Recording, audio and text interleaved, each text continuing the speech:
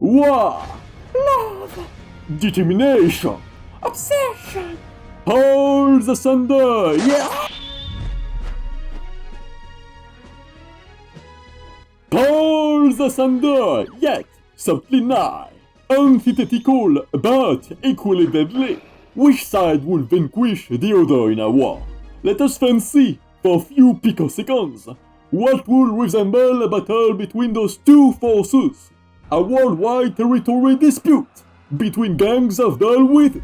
On one side, Jimbros in denial, who indulge in fictional fantasies, neglecting the forging of their body. On the other side, princes awaiting their sweet medicine to mend their broken heart. The White Knight Prince goes way, high. Yet, a bitter medicine always proves more effective. A true savior whose handsomeness is second to none. Shrek! For starter, shippers cast their obsessions upon characters from almost any kind of stories.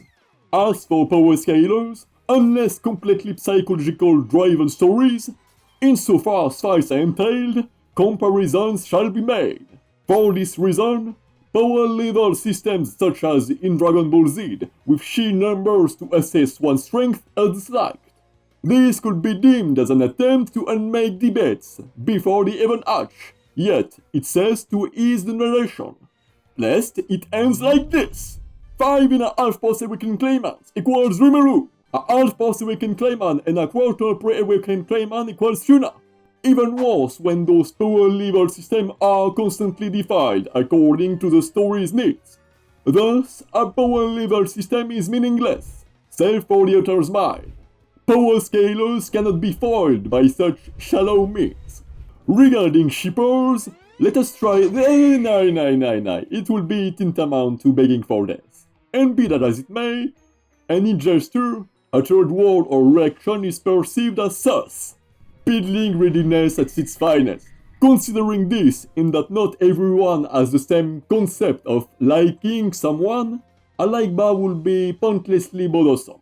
Besides, some persons may believe that shippers are off pairing characters from the same sex out of love for straight couple. This but a grave misunderstanding.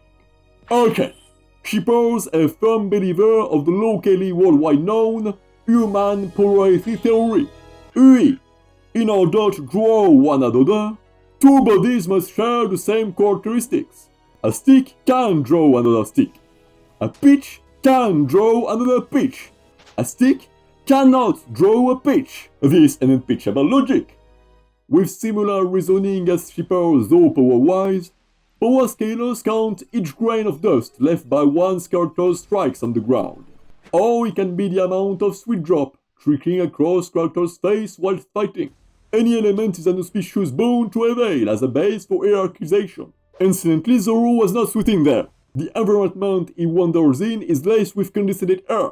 Please, remember, it may be deceitful, but this is an ultra-cold island. As his body grew hotter with his fight, this condensed air wafting everywhere around turned into water upon its contact with him, creating what we call a chaud-froid chemical reaction. He's not stirring at all. Apologies for my sidetracking. Whither was I? Hi! Overanalysis, and even beyond the verses. Indeed, for no efforts are spared to compare even stories with complete different power level system and scaling, juxtaposing chakra and Aki and Nan and everything at hand. Manga versus comics became trivial. Goku oft served as a main challenger for superheroes such as Superman, of now the one holding this tenure Saitama, whose main purpose originally is to be a character. Despite that, Powerscalers maintain their never-ending agenda, and it goes even beyond the reality itself. The fourth wall can completely be unmade for the sake of power scaling. Which reminds me, shippers initially had the upper hand over Powerscalers, for they were the only ones able to materialize their fantasies until recently. Powerscalers have evolved. Who is us? Hi, authors of said stories and characters have the ultimate last word. But will shippers and Powerscalers acknowledge it should these explanations be judged and appealing to them? Of course not! To uphold their agenda is the lifeline! Though Powerscalers would merely remain redefined whilst holding their delusion with all of their might under the moonlight, shippers would ferociously run amok and turn everything into smoke. For the authors who decide which couple is official are holding nukes within the cracks of their very palm. Pray they never reveal an official couple, especially when many characters revolve around each other, devoid of any form of ambiguity. All of this to say, the human spirit is formidable. No matter how point blank one can be when importing information, should folks' deep desire lie elsewhere, they will go forth, forge ahead where the truth dwells. This world will be far less lively with all these squabbles, Natch. Availing a widely known analogy, shippers would be the immovable object, for their complete convinced delusion and hence their potency. As for Powerscalers, they will be the unstoppable force, forever seeking to compare that which cannot be, fueled via the act of comparison itself. Nonetheless, once shippers have shipped a pair of characters, they will technically triumph over Powerscalers, given their unyielding Cupid wannabe demeanor. They devour, engulf everything in their wake. Those who are far long gone tend to ship even real-life persons. Half a minute. Should the idea of shipping Powerscalers between themselves cross through them? Let us forget that. Concretely, if Powerscalers are the ones with the highest inner statistics, shippers are those who take most advantage of both. Overeating, ultra-delulu, pestilence, mega hysteria, love juice coating. As relentless as Powerscalers may be, with stamina equivalently replenished, shippers will run swifter in a short race, whereas Powerscalers would uphold a steady speed, though with a slower pace. But shippers' power can drastically decrease should they forfeit a ship for another.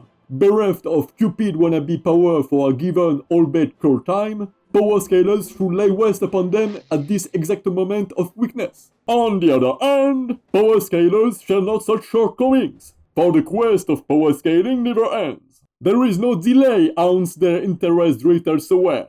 Their loyalty lies scaleward, where the scale of power itself resides. Their ironclad faith lies upon the act of comparing oath, not precise characters.